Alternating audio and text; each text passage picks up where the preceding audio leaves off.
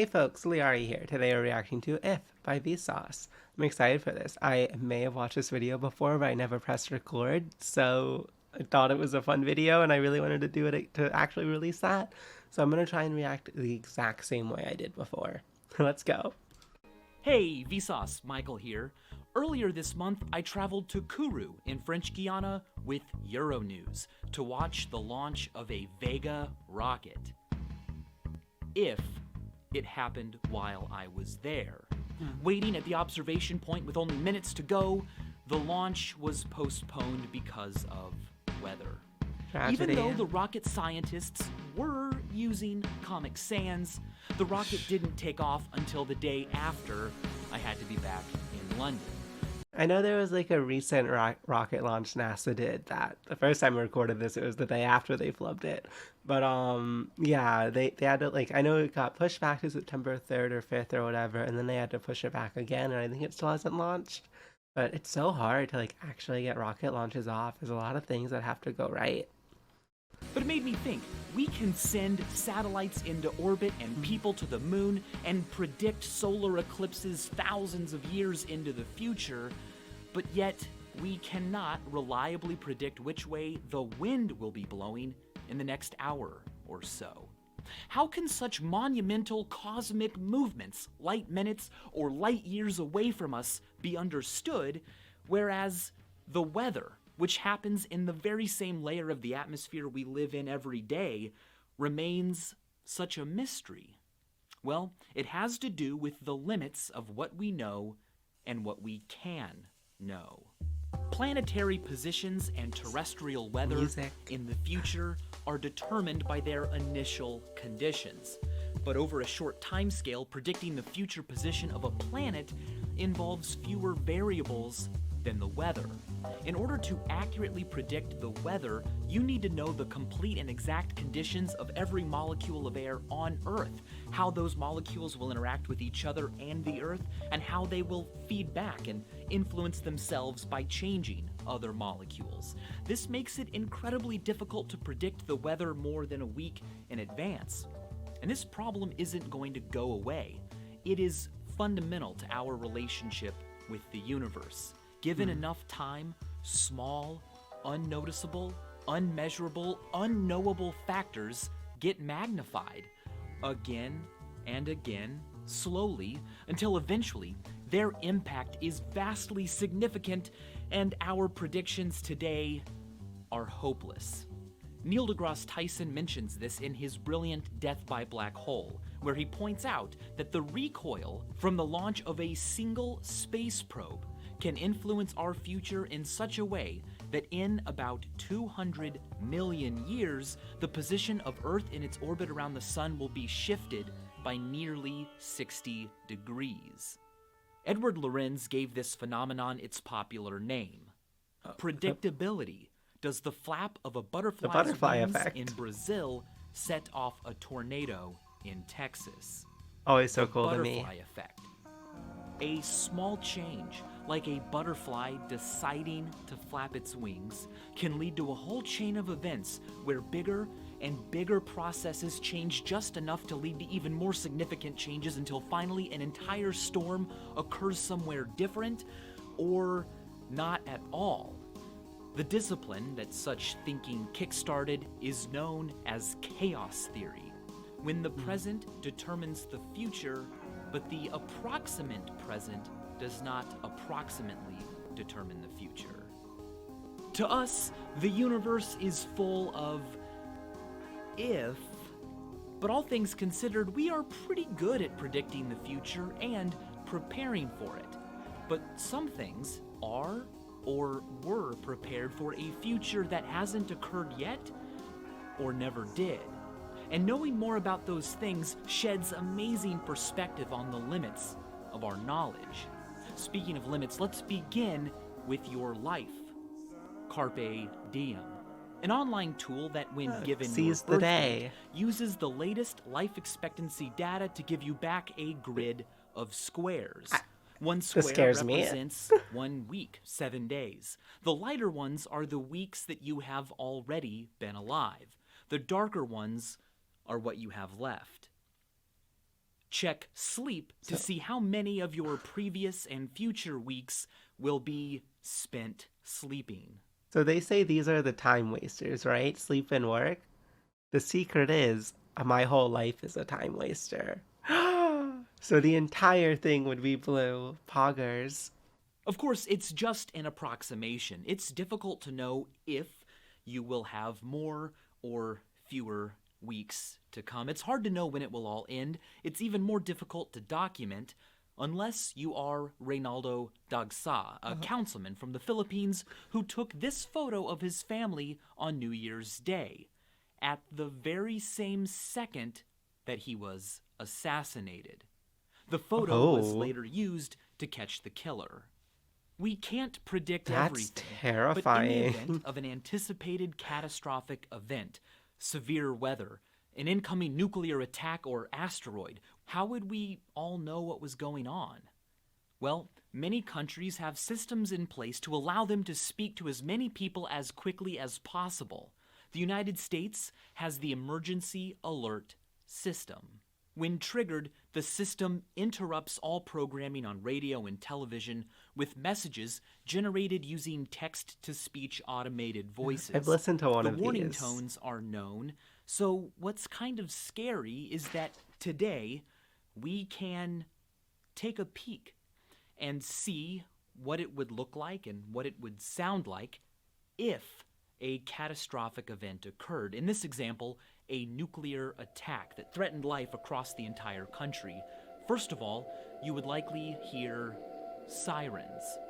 And then, as you went to tune in to, say, TV, this is what you would hear and see. This is like bone-chilling to me. We interrupt our programming. This is a national emergency. The following message is transmitted at the request of the United States government. This is not a test. A nuclear attack is occurring against the United States.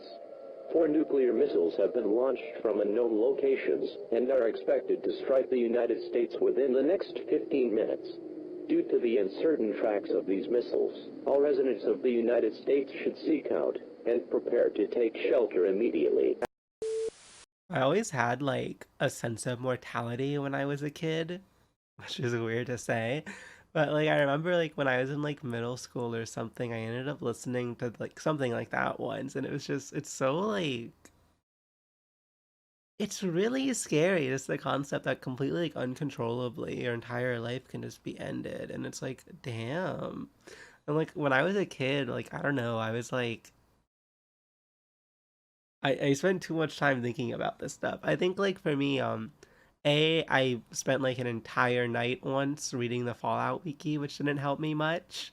Um, and I also read that one like I think it was called the Pendragon series, which one of those books like literally gave me the worst nightmares. I think I don't remember which book it was, but like if I looked at the book list, I would. Sorry, this is very random, but yeah, no, I get terrified at thoughts like this. Anyways, let's continue. Stand by for a message from the President of the United States. If a catastrophic event occurred of global proportions, what would humanity do next? Cry? Well, there might be survivors. People hidden away in fortresses that we have built, like the North American Aerospace Defense Command, NORAD, built into solid granite, shielded by steel plating to protect computer systems from electromagnetic pulses, and supported on springs so as to safely sway in the event of an earthquake.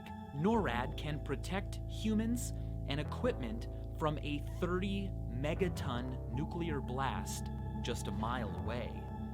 After the event, it's places like this that would literally be humanity's last best chance of continuing life. The Svalbard Global Seed Vault is on the Norwegian island of Spitsbergen. Buried 390 feet inside a mountain, it safely stores and protects 250 million individual seeds for growing plants and crops if their vulnerable living relatives on the surface are all destroyed. Soviet technology existed to put people on the moon. Of course, they never did. If Russia had sent men to the moon, they would have walked around on it looking like this.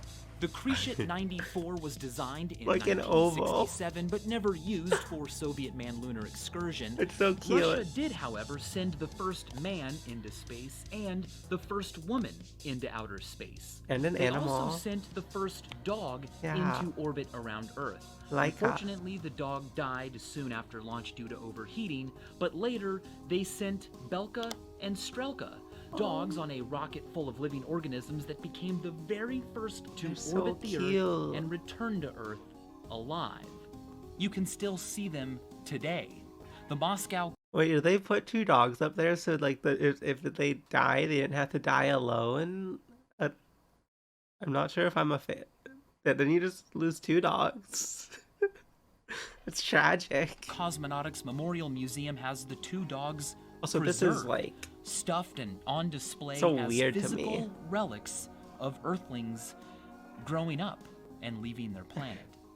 I Look was at their also lucky enough to eyes. visit a restaurant in Moscow with menus, that used Comic Sans. Oh, and I ate a star dog, which in the Cyrillic alphabet looks like it's called Crapdosis.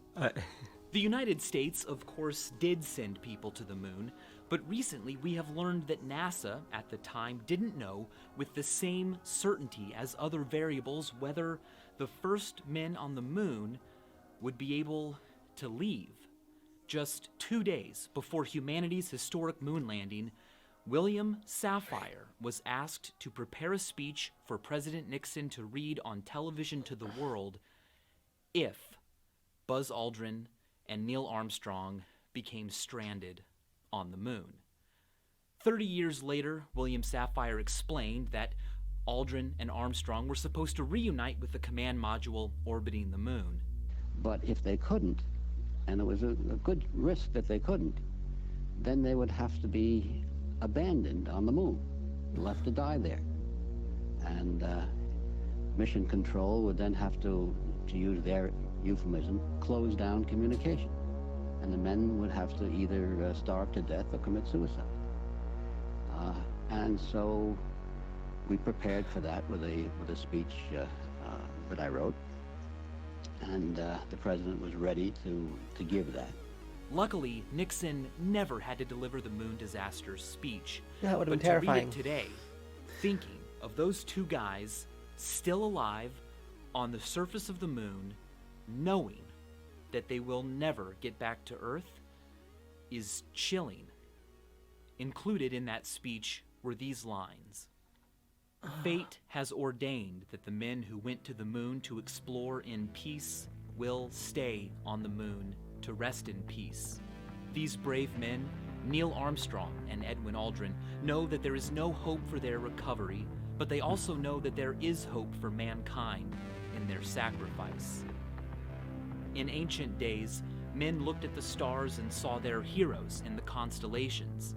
In modern times, we do much the same, but our heroes are epic men of flesh and blood.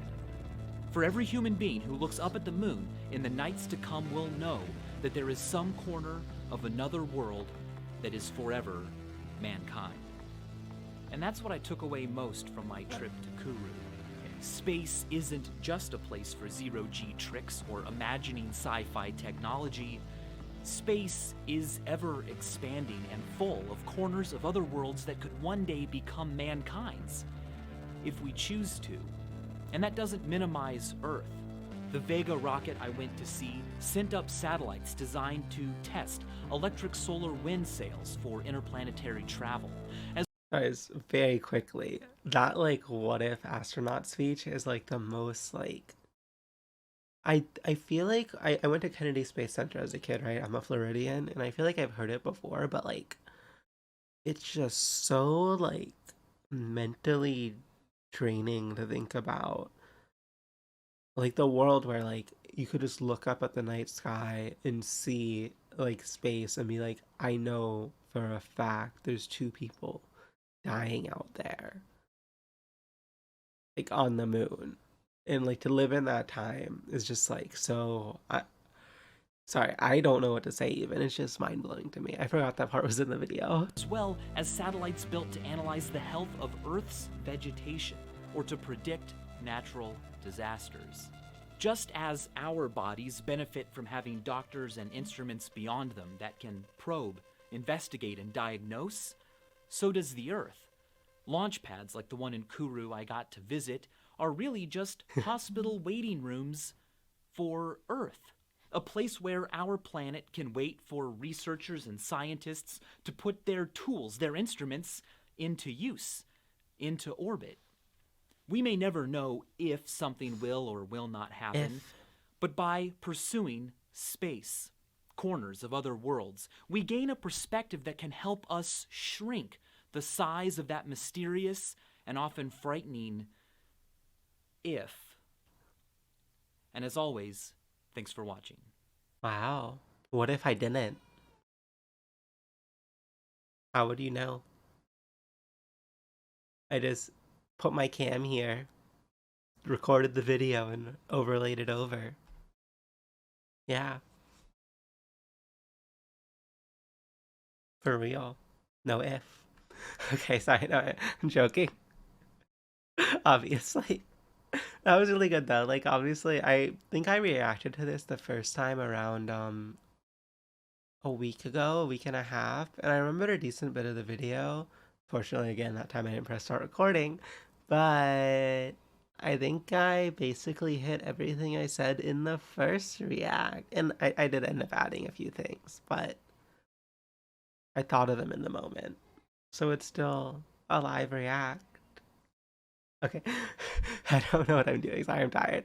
My little sister's birthday is today, a birthday party. We're going to a horse farm. It's pretty exciting. I'm recording this video the day of. This video should be up by 2 o'clock, and then the other videos I'm releasing today are going to be after I'm back, so they'll be late. The fact that the rocket scientists were using Comic Sans still shakes me to this day. Yes, it's so weird. I don't know what was more eerie, the emergency broadcast or the speech about the moon. For me, the speech about the moon is a little more eerie, but I feel like the emergency broadcast, maybe it should have been more scary for me, because like,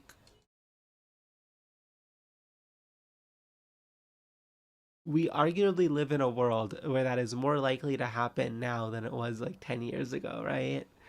Like, and that fact's a little spooky. Sorry, I didn't. Hopefully, you couldn't hear me clear my nose there. Okay. When you're sad about not being able to see a rocket launch, so you make a whole video comforting yourself. Colon.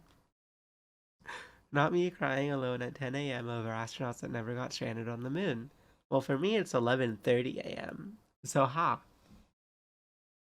Michael is pissed off because he didn't see the launch. Also, Michael starts talking about immortality, cataclysmic events, uncertainty, nuclear war, and a cold, sad, and long death of the first humans on the moon. That's what I do when I'm sad. This was playing in the background while I was sleeping one time, and I woke up thinking we were actually having a nuclear attack. Well, imagine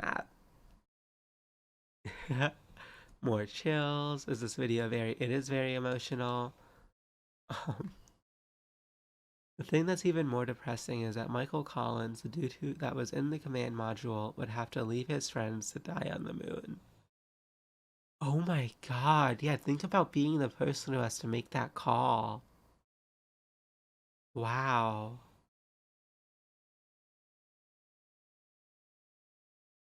Michael Collins. Someone said like rip about him. So, oh, he died last year. Oh my god. Of cancer. Oh. So he was selected as part of NASA's third group of 14 astronauts. That's so cool. So, okay, he flew the Apollo 11 command module Columbia around the moon in 1969 while his crewmates Neil Armstrong and Buzz Aldrin made the first crewed landing on the surface. That's so cool. What an interesting dude. Every time I see a Vsauce video, it reminds me of how little our problems really are. In a sense, yeah. It's almost ceremonial for me to watch this video every couple of months. It's just so damn powerful. It is a pretty good video. This is one of my favorites I've seen.